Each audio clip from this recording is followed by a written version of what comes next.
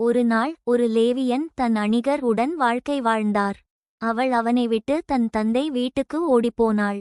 கொஞ்ச நாள் கழிச்சு லேவியன் அவளை மீண்டும் அழைத்துக்கிட்டு போனார். அவளோட தந்தை அவரை நன்றாக வரவேற்றார். அவரை சில நாட்கள் தங்க வைத்தார்.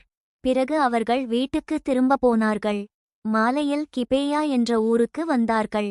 அங்கே ஒரு வயதான மனிதன் அவர்களுக்கு தங்க இடம் கொடுத்தார்.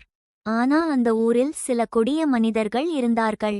அவர்கள் அந்த வீட்டைச் சூழ்ந்துகிட்டு அந்த லேவியனுக்கு தீங்கு செய்ய நினைத்தார்கள்.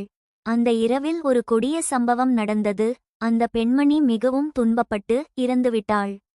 அடுத்த நாள் காலை லேவியன் அவளை கதவின் முன் இறந்து கிடப்பதைக் கண்டார். அவர் மிகவும் துக்கமடைந்தார். அவளது உடலை எடுத்து வீட்டுக்கு கொண்டு போனார். அவர் அதை கொண்டு இஸ்ரவேல் நாடு முழுக்க ஒரு செய்தி அனுப்பினார். இப்படி ஒரு கொடிய விஷயம் நடந்தது. நாம் ஒன்றாக நின்று நீதியை கேட்கணும். அப்போ எல்லா இஸ்ரவேல் கோத்திரங்களும் ஒன்றிணைந்து பென்யாமீன் கோத்திரத்துக்கு எதிராக போர் செய்தார்கள். பல நாட்கள் போராட்டம் நடந்தது. கடைசியில் கடவுள் இஸ்ரவேலை ஜெயிக்கச் செய்தார். அந்த நாளில் மக்கள் உணர்ந்தார்கள், நாம் கடவுளை விட்டு சென்றால் தீமை நம்ம ஊரிலேயே வளர்ந்துவிடும். தீமை நடக்கும்போது மௌனமாக இருக்கக்கூடாது. கடவுளின் நீதியை நாம் மதிக்கணும். கடவுளை விட்டு நடந்தால் சமாதானம் இல்லாமல் போய்விடும்.